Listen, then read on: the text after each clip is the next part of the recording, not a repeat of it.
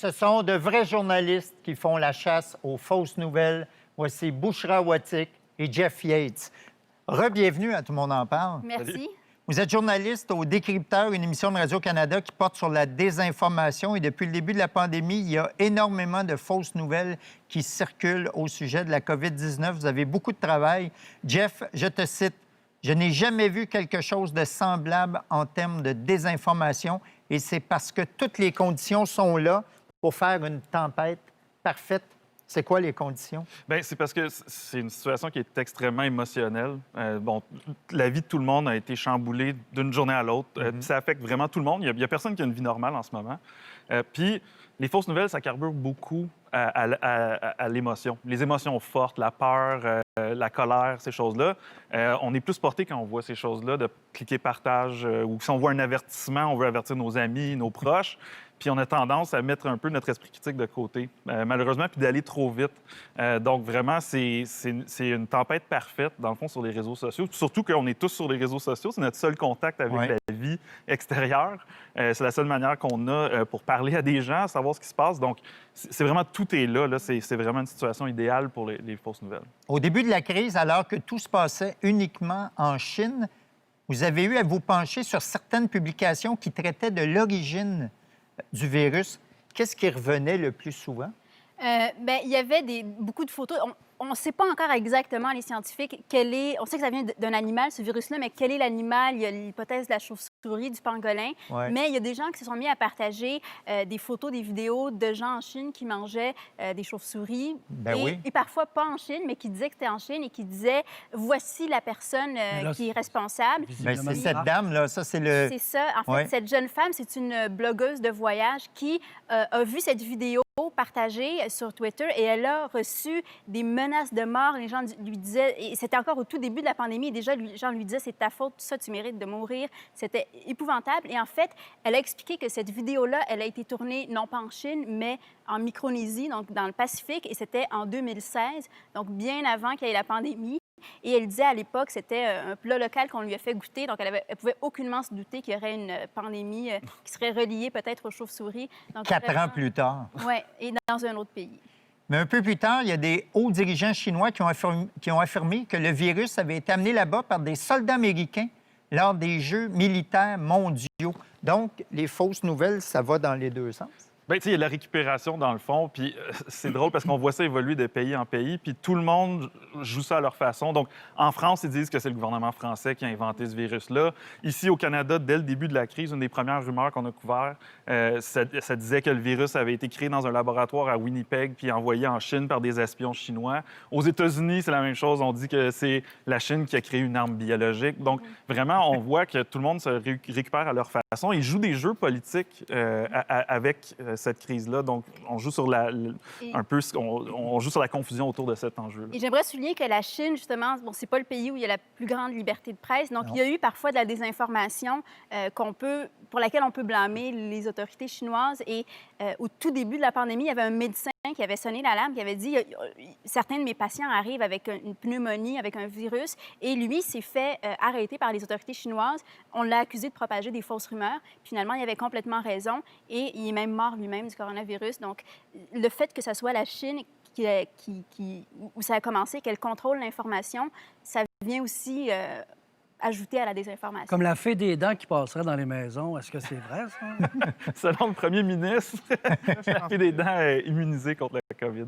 Il y a énormément de désinformation médicale, ici même au Québec, comme ces photos ou ces vidéos de salles d'attente pratiquement vides à l'urgence. Selon certains, ça voudrait dire que la crise avait été nettement surévaluée ou qu'elle n'existait tout simplement même pas. Mais votre vérification des faits vous a mené à une autre conclusion. Ben oui. Mais ça, en fait, c'est un mouvement mondial. On l'a vu partout au monde. Il y a même un mot-clic qui a été créé pour que les gens aient filmé leurs hôpitaux, Film Your Hospital. Il y a eu des groupes Facebook créés aux États-Unis, en France, au Québec. Et dans le fond, on se dit, allez filmer vos urgences, sont vides, vous allez voir qu'il n'y en a pas de crise. Bien, on a vérifié avec le docteur Gilbert Boucher, qui est président de l'Association des spécialistes en médecine d'urgence. Puis lui, ce qu'il a dit, c'est normal, dans le fond, on essaie de maximiser les ressources pour la COVID-19. Donc, aux étages. Exactement. Donc, on détourne certaines ressources qui étaient dédiées aux urgences pour faire face à la crise. Par exemple, les patients qu'on appelait à l'urgence pour faire un suivi, on le fait par téléphone. Mais il y a aussi le fait que on a tous changer nos habitudes de vie. Donc, on voit beaucoup moins de visites pour des accidents, des crises cardiaques.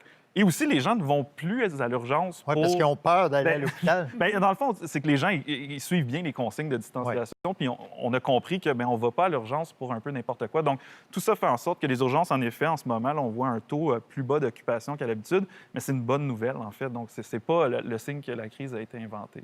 Pour ce qui est de la détection du virus, il y a un truc qui avait circulé et qui consistait à respirer profondément et retenir ensuite son souffle pendant 10 secondes. Ça, qu'est-ce que ça devait démontrer? Bien, ça, en fait, j'ai fait le test. Ça dit si vous êtes capable de respirer 10 secondes sans problème, vous n'avez pas le coronavirus. Puis moi, j'ai trouvé ça difficile de garder mon souffle pendant 10 secondes. Pendant 10 secondes? Mais ça ne veut pas dire que j'ai le Vous virus. l'avez peut-être, là. Non, en fait, ce conseil-là, il repose sur aucune base scientifique. Puis si c'était aussi simple de diagnostiquer la COVID-19, on ne parlerait pas de tests. Mais ce que cette fausse nouvelle-là, elle nous démontre, c'est qu'il y a beaucoup de messages qui circulent sur les réseaux sociaux, par courriel, et ça commence par des médecins chinois ou des médecins italiens nous disent que... Et là, il y a des listes de conseils. Buvez de l'eau toutes les 15 minutes pour laver le virus de votre gorge. Retenez votre souffle pour savoir si vous êtes atteint.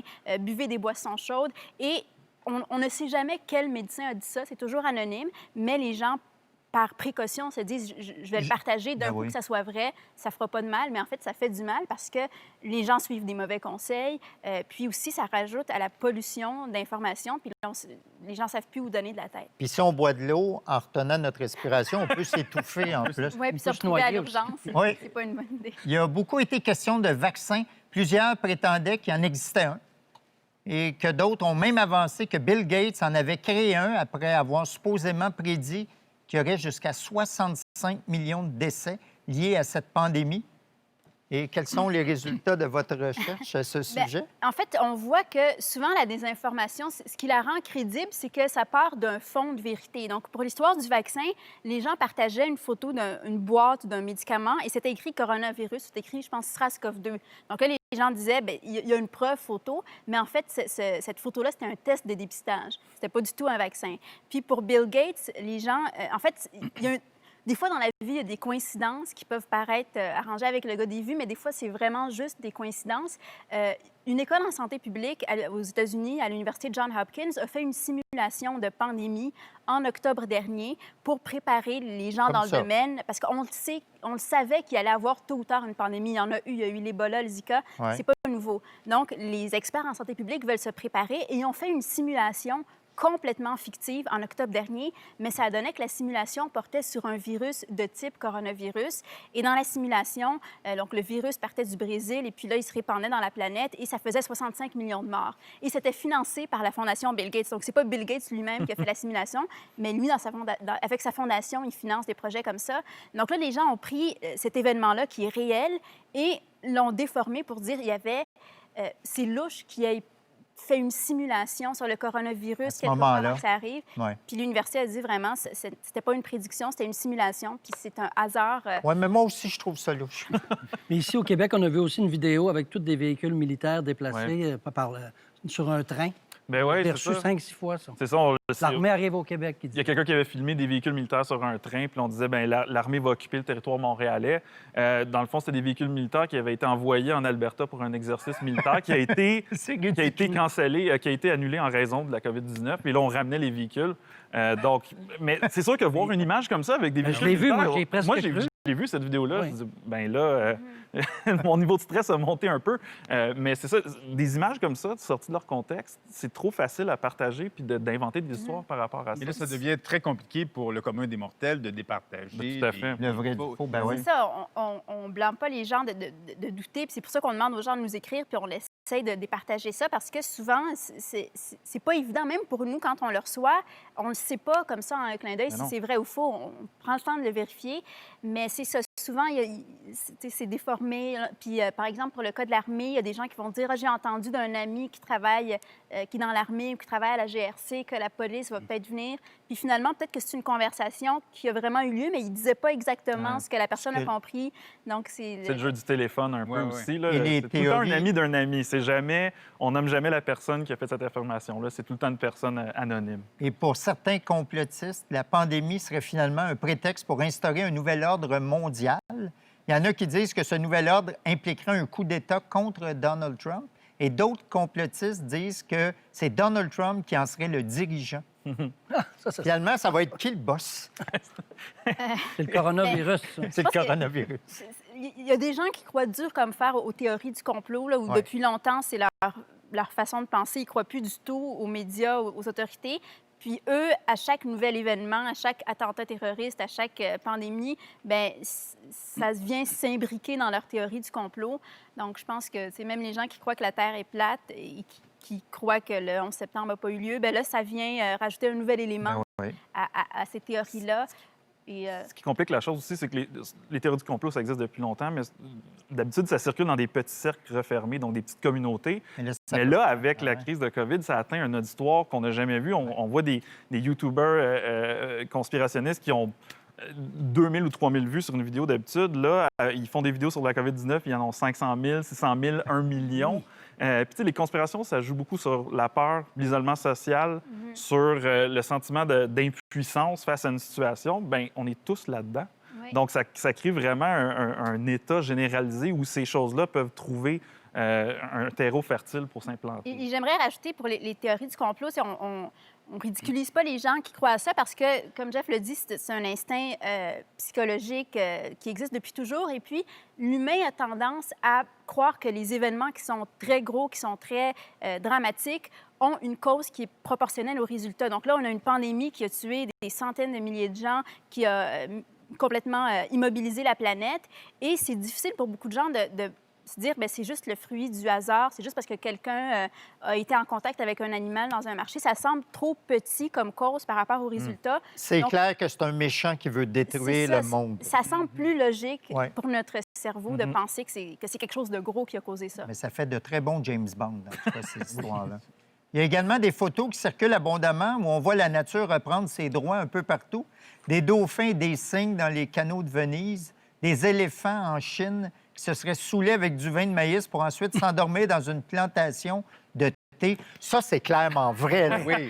Ça, c'est vrai, là. Écoutez, on les a beaucoup reçues, ces images-là. Beaucoup de gens se posaient plein de questions là-dessus. Je vais être très honnête avec vous, on n'a pas eu le temps de les vérifier. On reçoit tellement de C'est clair qu'ils questions. sont sous, t'as vu la photo? Non, non, mais de toute façon, ça, c'est pas grave. Ça, c'est pas... Bien, c'est pas grave dans le sens que, oui, OK, ça cause de mal, ça cause pas du mal à quelqu'un là, de partager ces choses-là, mais c'est de la pollution, en fait. Ouais. Ça cause... ça fait que les bonnes informations ont de la misère à filtrer, dans le fond, parce qu'il y a tellement de partage. Donc, malheureusement, on n'a pas pu les vérifier. Après, on a des sites qui transforment la vérité pour le gag, comme le Gorafi en France. D'ailleurs, là-dessus, j'ai vu une photo où on dit qu'il y a tellement plus de pollution qu'on peut voir le rocher percé du centre-ville de Montréal. On voyait très bien. Donc oui, c'est ça, les gens le font des fois pour rire. Il faut quand même rire aussi un peu. Oui, c'est ça. En terminant, depuis l'été dernier, les décrypteurs sont accrédités par l'International Fact-Checking Network de l'Institut de journalisme Poynter. Qu'est-ce que cette association vous offre comme avantage? Qu'est-ce que ça vous permet de faire de plus? Bien, pour être membre de cette association-là, donc qui regroupe d'autres médias qui font le même travail que nous, il faut vraiment certifier que la façon dont on travaille, on suit une méthodologie très rigoureuse. Donc, on prend le temps de vérifier les informations, on donne toutes nos sources, etc.